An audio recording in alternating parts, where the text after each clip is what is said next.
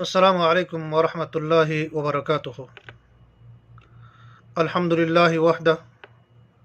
والصلاة والسلام علی من لا نبی بعدہ، اما بعد۔ معزز برادران اسلام و ذی عزت سامعین کرام، اس سے قبل ہم نے آپ سامعین کے سامنے اربعین نووی کی 14 حدیثوں کی شرح بیان کی ہے۔ آج انشاءاللہ المستعان ایک عظیم موضوع کے تحت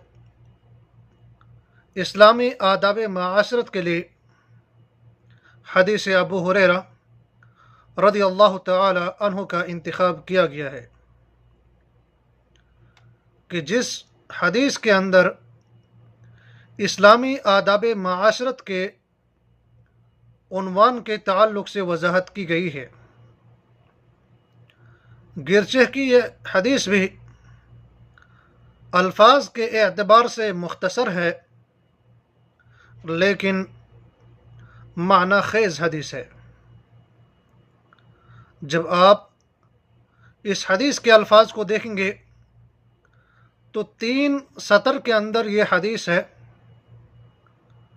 لیکن بہت زیادہ معنی اپنے اندر سموئی ہوئی حدیث ہے۔ حدیث کے راوی ابو ہریرہ رضی اللہ تعالی عنہ ہے۔ ابو ہریرہ، ان کا نام عبد الرحمن ابن صخر الدوسی تھا، لیکن اپنی کنیت کی وجہ سے انہوں نے شہرت پائی تھی، تو حدیث کے اندر جب بھی ان کا ذکر ہوتا ہے تو ابو ہریرہ ہی سے انہیں یاد کیا جاتا ہے۔ یہی ابو ہریرہ رضی اللہ تعالی عنہ ارشاد فرماتے ہیں کہ اللہ کے نبی صلی اللہ علیہ وسلم نے فرمایا، من كان يؤمن بالله واليوم الآخر فليقل خيرا او ليصمت، کہ جو شخص اللہ پر اور آخرت کے دن پر ایمان رکھتا ہو تو اسے چاہے کہ بہتر بات بیان کرے، خیر والی بات کرے، او لیصمت، یا اسے چاہے کہ وہ خاموشی اختیار کرے۔ اس کے بعد رسول اللہ صلی اللہ علیہ وسلم نے فرمایا، وَمَن كَانَ يُؤْمِنُ بِاللَّهِ وَالْيَوْمِ الْآخِرِ، اور جو شخص اللہ پر اور آخرت کے دن پر ایمان رکھتا ہو، فَلْيُكْرِمْ جَارَهُ، تو اسے چاہے کہ وہ اپنے پڑوسی کا اکرام کرے، اس کی عزت اور احترام کرے۔ وَمَن كَانَ يُؤْمِنُ بِاللَّهِ وَالْيَوْمِ الْآخِرِ، اور جو شخص اللہ پر اور آخرت کے دن پر ایمان رکھتا ہو، فَلْيُكْرِمْ ضَيْفَهُ، تو اسے چاہے کہ وہ اپنے مہمان کا اکرام کرے، اس کی عزت کرے۔ اس حدیث کو امام بخاری اور امام مسلم رحمۃ اللہ علیہ نے اپنی اپنی صحیح کے اندر نقل فرمایا ہے۔ یہ حدیث گرچہ کی لفظی اعتبار سے مختصر ہے لیکن اسلامی آداب معاشرت کے تعلق سے بہت سارے نسخوں کو فراہم کرتی ہے۔ ایک مسلم معاشرے کی بہتری کے لیے اللہ کے نبی صلی اللہ علیہ وسلم نے کچھ نسخے عطا کیے ہیں کہ جن نسخوں میں سے اہم نسخے جو ہے اس حدیث کے اندر بھی بیان کیے گئے ہیں۔ حدیث میں ایمانی خصلتیں اور حقوق العباد سے متعلق نکات بیان ہوئے ہیں، اور مکارم اخلاق کے تعلق سے یہ حدیث نہایت ہی عمدہ اور جامع حدیث ہے۔ اللہ اور یوم آخرت پر ایمان لانے کا تقاضا یہ ہے کہ مسلمان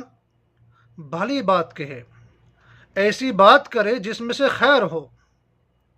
ایسی بات نہ کرے کہ جس بات میں شر کا پہلو مضمر ہو یا جس کی بات سے شر پھیلے۔ اس قسم کی بات کرنے سے ایک مسلمان کو روکا گیا ہے کہ جس سے شر پھیلے۔ صرف مسلمان کو چاہے کہ اگر وہ کوئی بات کرے تو وہ خیر و بھلائی کی ہی بات کرے۔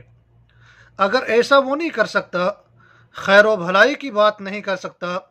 تو اسے چاہے کہ وہ خاموشی اختیار کرے، کیونکہ جب کوئی مسلمان بولتا ہے تو سب سے پہلے وہ اس بات کے نتیجے پر غور کرتا ہے، کیا اس میں سے کوئی ضرر یا فساد تو نہیں، کیا اس بات کے ذریعے سے کوئی خرابی تو نہیں ہوگی، اور کیا یہ بات جو ہے آدمی کو کسی حرام یا مکروہ تک لے تو نہیں جائے گی۔ تو ایک مسلمان بات کرنے سے قبل ان چیزوں کا خیال رکھتا ہے۔ اگر ایسا نہیں ہے تو زبان کھولے، اگر زبان کھولنے سے وہ جو ہے خیر و بھلائی والی بات نہیں کر سکتا تو اسے چاہے کہ اپنی زبان کو بند ہی رکھے، کیونکہ زبان کو بند رکھنے میں ہی ایسے شخص کے لیے عافیت اور سلامتی ہے۔ حقیقت یہ ہے کہ زبان کی حفاظت بہت اہم ہے۔ اس سے قبل بھی ہم نے آپ کے سامنے زبان کی حفاظت کے فوائد الگ سے بیان کیے ہیں، اور کچھ حدیثوں کے اندر ہم نے شرح کرتے ہوئے زبان سے سرزد ہونے والی چیزوں کا ذکر بھی کیا ہے کہ اگر ایک انسان اپنی زبان کا صحیح استعمال نہیں کرتا ہے تو کس کس قسم کے جرائم کا ایک انسان مرتکب ہوتا ہے۔ ایک اہم حدیث ہے، اللہ کے نبی صلی اللہ علیہ وسلم نے فرمایا، بے شک بندہ جو ہے لاپرواہی کے ساتھ اللہ کی رضا کی خاطر ایک کلمہ بولتا ہے، زیادہ نہیں فرمایا، ایک کلمہ اللہ تعالیٰ کی رضامندی کے لیے ایک انسان جو ہے بولتا ہے، اللہ تعالیٰ اس ایک کلمہ کی وجہ سے اس کے درجات بلند فرما دیتا ہے۔ اور بے شک بندہ جو ہے لاپرواہی کی بنا پر اللہ کی ناراضگی میں ایک کلمہ بتا دیتا ہے۔ لاپرواہی میں بندہ جو ہے اللہ تعالیٰ کی ناراضگی میں ایک کلمہ ادا کر دیتا ہے اپنی زبان سے، تو اس کلمہ کی وجہ سے جہنم کے گڑھے میں گر جاتا ہے۔ تو آپ اس حدیث سے اندازہ لگا سکتے ہیں کہ انسان کی زبان سے نکلنے والے کلمات کی کیا اہمیت ہے، ایک مسلمان کو کس قسم کے کلمات کو اپنی زبان سے ادا کرنا چاہے۔ اسی طرح سے بے فائدہ کثرت کلامی جو ہے، اور اسی طرح سے ان چیزوں کے اندر اپنے زبان کو کھولنا کہ جس کے اندر خیر نہ ہو، تو اس سے بھی ایک انسان کو پرہیز کرنا چاہیے، کیونکہ عمر رضی اللہ تعالیٰ عنہ فرماتے ہیں، جو شخص زیادہ باتیں کرتا ہے تو ایسا شخص جو ہے وہ زیادہ غلطیاں کرتا ہے، اور جو زیادہ غلطیاں کرتا ہے تو اس کے گناہ بڑھ جاتے ہیں، اور جس کے گناہ بڑھ جاتے ہیں تو ایسی صورت میں وہ شخص جو ہے جہنم کا زیادہ حقدار ہو جاتا ہے۔ اس لیے ایک مسلمان کو چاہے وہ کثرت کلامی سے اور اسی طرح سے خواہ کی باتوں سے اجتناب کرے، اور پھر اللہ تعالیٰ پر ایمان لانے کا تقاضا یہ بھی ہے کہ انسان کو چاہے، ایک مسلمان کو چاہے کہ وہ اپنے پڑوسی کی عزت اور اکرام کرے، اپنے پڑوسی سے ہمیشہ خندہ پیشانی کے ساتھ ملے، اس کی خیر و عافیت دریافت کرتے رہے، بیمار ہونے پر اس مسلمان بھائی کی عیادت کرے، ضرورت کے وقت اس کے کام آئے، جب ضرورت مند ہو تو صدقہ و خیرات سے اس کا خیال رکھے۔ یہ ایمان کا تقاضا ہے، اور یہ سب جو ہے پڑوسی کے حقوق میں بھی آتے ہیں، جس کی نگہداشت ایک مسلمان کی ذمہ داری ہے، کیونکہ حدیث صحیح مسلم کی ہے، ابو ذر رضی اللہ عنہ کی روایت ہے، اللہ کے نبی صلی اللہ علیہ وسلم نے ارشاد فرمایا، اے ابو ذر، جب تم شوربہ پکاؤ تو اس کا پانی بڑھا دو اور اپنے پڑوسیوں کا خیال رکھو۔ اور نبی کریم صلی اللہ علیہ وسلم نے ارشاد فرمایا کہ جبرائیل علیہ السلام مجھے برابر پڑوسی کی بات سے متعلق جو ہے نصیحت کرتے رہے، یہاں تک کہ میں نے سمجھا کہ اسے وارث نہ بنا دے۔ یہ حدیث بخاری اور مسلم کی ہے۔ تو آپ اس سے ایک پڑوسی کے حقوق کے بارے میں جو اندازہ لگا سکتے ہیں کہ ایک پڑوسی کے ساتھ ایک انسان کو کس طرح سے پیش آنا چاہیے، اور اسی طرح سے ایک پڑوسی کو اذیت پہنچانا اسے تکلیف پہنچانا، اس کی عزت، اس کے آبرو پر حملہ آور ہونا، یہ سب حرام کام ہے اور کبائر میں سے ہیں۔ نبی کریم صلی اللہ علیہ وسلم سے جب پوچھا گیا کہ سب سے بڑا گناہ کیا ہے، تو آپ صلی اللہ علیہ وسلم نے فرمایا کسی کو اللہ کا ہمسر بنانا، حالانکہ اس نے تم کو تنہا پیدا کیا ہے، وہ اکیلا تم کو پیدا کرنے والا ہے، اور اس کا کوئی شریک بنانا یہ سب سے بڑا گناہ ہے۔ فرمایا اس کے بعد کون سا گناہ ہے؟ تو اللہ کے نبی صلی اللہ علیہ وسلم نے فرمایا اپنے بچے کو اس ڈر سے قتل کرنا کہ وہ تمہارے کھانے میں شریک ہو جائے گا، یہ دوسرے درجے کا۔ پھر پوچھا گیا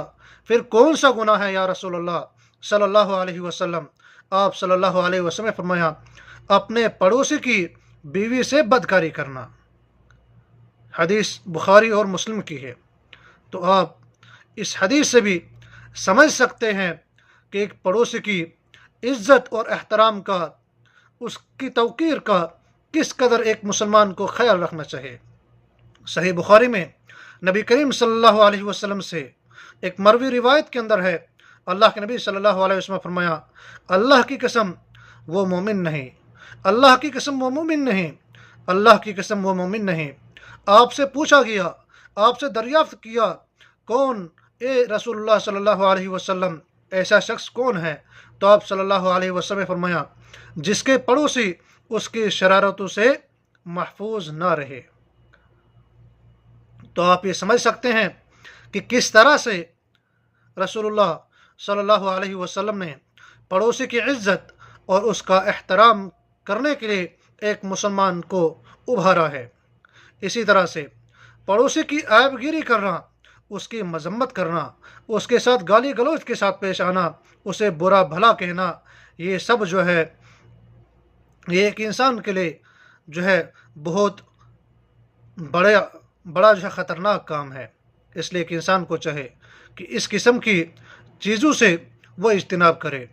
اگر آپ کا پڑوسی جو ہے قریب ترین پڑوسی ہے، جس کا دروازہ آپ کے دروازے سے زیادہ قریب ہے، تو واضح رہے پڑوسی جو ہے 3 قسم کے ہوا کرتے ہیں۔ ایک ہے کافر پڑوسی جسے صرف پڑوسی کا حق ہے، اور دوسرا ہے مسلمان پڑوسی جس سے اسلام اور پڑوس کی وجہ سے دوہرا حق ہے، اور تیسرا ہے مسلمان رشتہ دار پڑوسی جو 3 قسم کے حقوق کا مستحق ہے۔ پہلے مسلمانوں کا حق، دوسرا رشتہ داری کا حق، اور تیسرا جو ہے پڑوسی کا حق۔ اس لیے ایک انسان کو چاہے کہ ہمیشہ اپنے پڑوسی کی عزت کا خیال رکھے، اس کے ساتھ ہمیشہ جو ہے بہتر سلوک کے ساتھ پیش آنے کی کوشش کرے، اور جب بھی وہ اپنے پڑوسی بھائی سے ملے تو خندہ پیشانی سے ملے، اور جب بھی اسے کوئی ضرورت ہو تو اس کی ضرورتوں میں اس کو کام آیا جائے، اور اسی طرح سے اپنے مہمان کی عزت کی جائے۔ اور جب بھی ایک انسان جو ہے کوئی بات کرتا ہے تو صرف اور صرف جو ہے خیر و بھلائی کی بات کرے۔ اگر خیر و بھلائی کی بات نہیں کر سکتا تو ایسی صورت میں ایک انسان کے لیے خاموش رہنا ہی بہتر ہے۔ ربنا تقبل منا انک انت السمیع العلیم۔